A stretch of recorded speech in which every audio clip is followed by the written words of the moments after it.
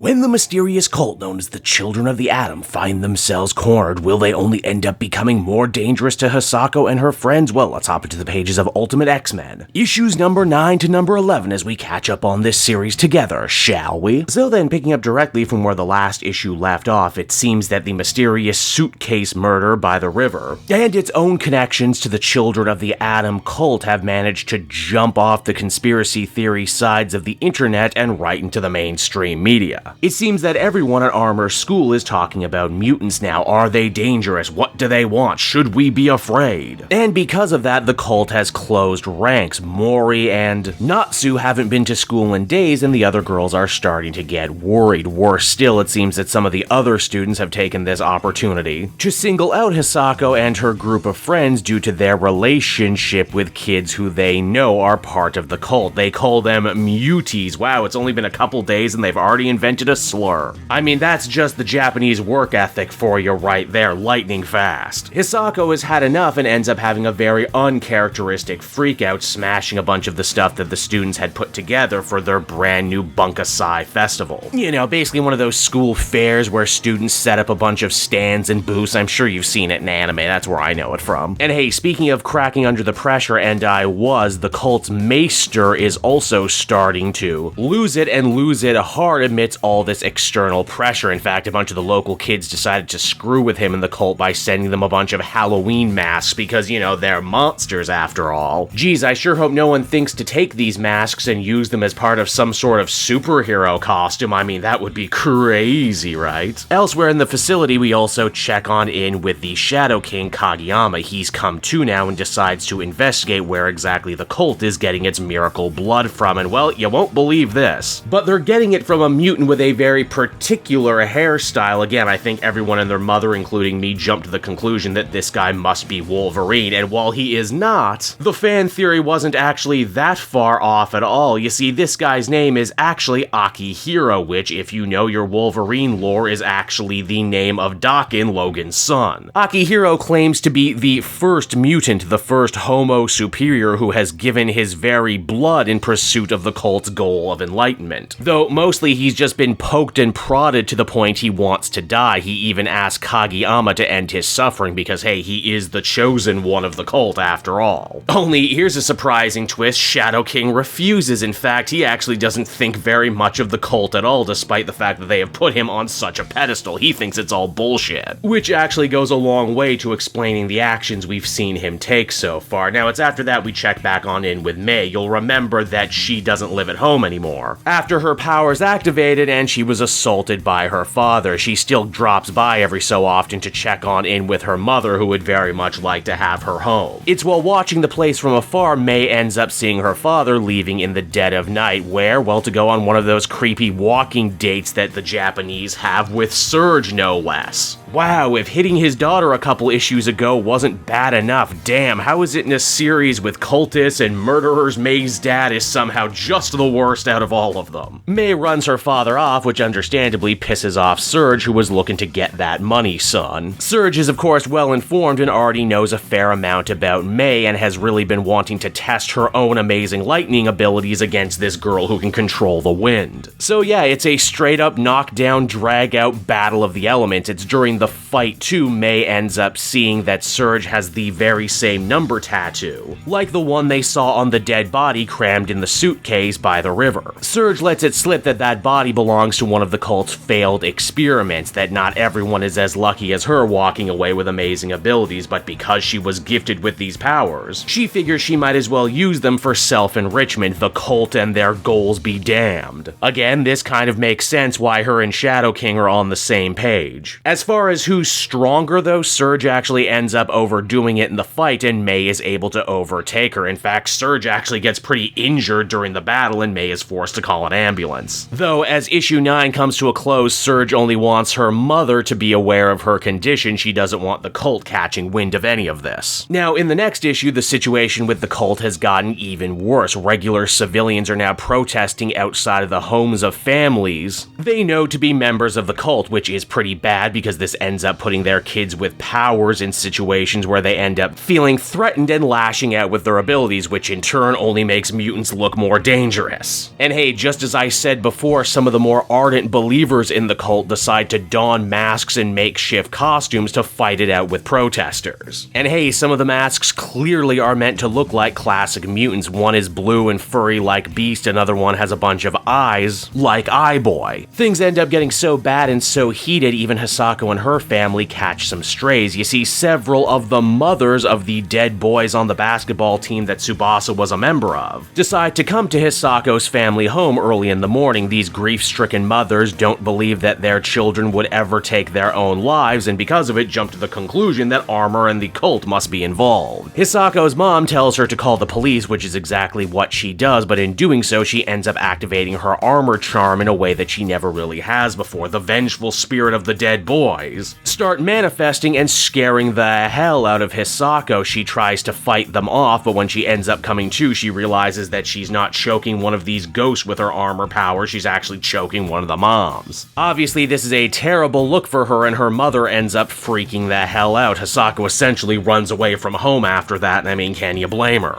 Now that's all pretty bad, but would you believe me if I told you that Natsu is actually having it much worse right now? Also, I feel super dumb for not catching it before with the one red eye that shoots lasers. Natsu means summer, meaning that this character is totally the Ultimate Universe's version of Cyclops. Natsu doesn't want to get out of her bed, being struck with horrible depression because of what happened. With the cult and their supposed revelation, her mother tries to talk to her but ends up pushing too hard. Natsu freaks out, activates her laser vision, and in a truly shocking, unexpected twist, poor Natsu ends up killing her mother, turning her into Swiss cheese. Jesus Christ, this series loves to take dark turns, doesn't it? All of this ends up coming to a major head at the cult compound, where we see the Maester, real name revealed to actually be Fujiwara, shotgunning mutant blood, as Viper tells him to get off his ass and handle this anyway, either lean on the police who are in their pocket or say something to get people to go away. And not a moment too soon either, as the news has actually showed up at the cult compound and starts interviewing a bunch of the different children of the Atom. It's here we actually end up learning some very important lore bits. Apparently, yes, in this new Ultimate Universe, mutants are born, while others are experimented on and have their powers brought out of them, which in turn actually makes the Ultimate Universe not all that different from the main 616 universe, does it? They just dress it up in a lot more magic and mysticism and culture. Maester Fujiwara takes the stage and tries to placate the media, saying that their order is a peaceful religion and that any mutants who did violence are rogue outliers. Ah yes, that's that old-time religion, isn't it? It's after that Fujiwara and the Children of the Atom end up completely abandoning their outpost, because historically innocent people are always known for running. Now, as issue 10 comes to a close, Hisako ends up meeting up with Niku and Mori at their place. Mori's been doing everything she can to try and reach Natsu, but all she has is text messages saying that she's done something truly horrible, meaning that they are going to need to check on her and soon before things get worse. But before any of that though, we see a shadowy individual skulking around the old Children of the Atom's HQ. They help themselves to one of the Halloween masks and don it as the issue comes to a close. Now, as we pick up with issue number 11, the one from this week, Niku and Mori find their way to Tatsu's place. The door is locked, but thankfully Niku is magical, and she can just kind of let herself inside by creating a key out of nowhere. By the time the girls get inside, Natsu is nowhere to be found, nor do they find her mother's corpse, they just find a trashed building. It's after that we get treated to a small little vignette wherein we see Mei and Hisako going for lunch. Mei reveals to Hisako that she's actually been in contact with some of the Children of the Atom members. Hisako thinks that's actually a bad idea, and this kind of ends up becoming a moral conundrum for her for the rest of the issue. Mei thinks the only way they're going to be able to deal with this cult problem is if they are proactive and actually face it head on,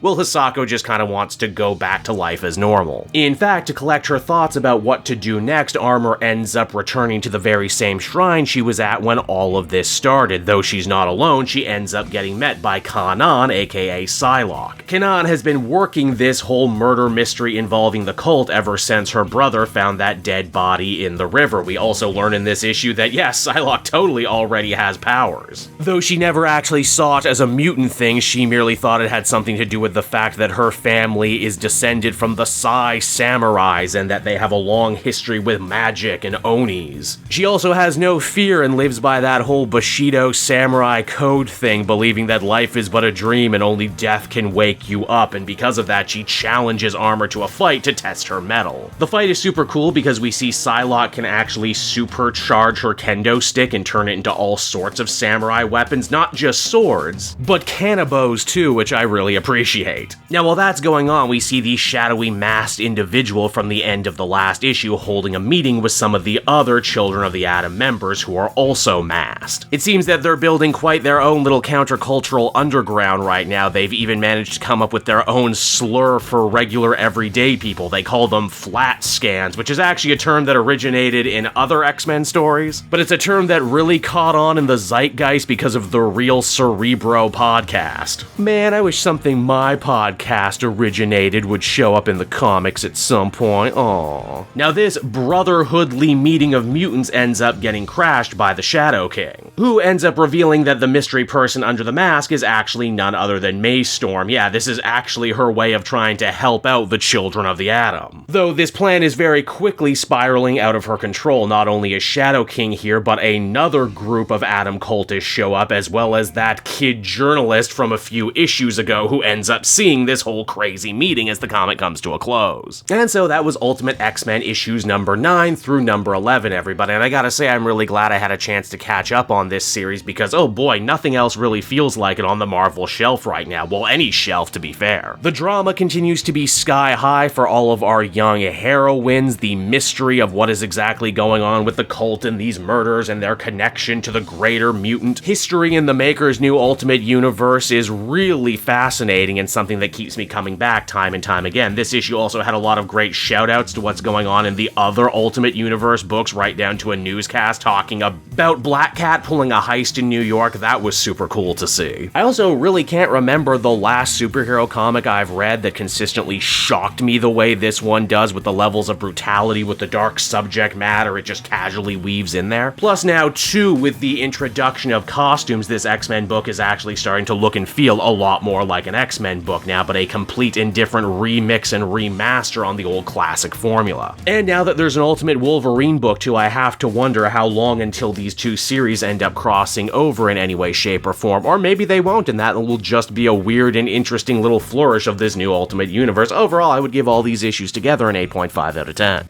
Hey there everyone, it's your pal Cape Joel again, and if you're seeing my face right now, that means you watched to the end of the video, and I'll always be grateful for that. Retention helps in this crazy YouTube game, and so does becoming a patron. If you head on down to the description, you can find a link to my Patreon page. Recently just redid all the tiers, a lot of cool stuff offering up there, exclusive commentaries, exclusive polls, behind the scenes concept art for Capes and Quest. That's the brand new D&D show I've started soon. Never been a better time to become a patron. You can become a patron for as little as $1 a month and help the channel grow and, help me continue to deliver content like what you just saw. So I want to thank you all, and I will see you again next time. Bye-bye.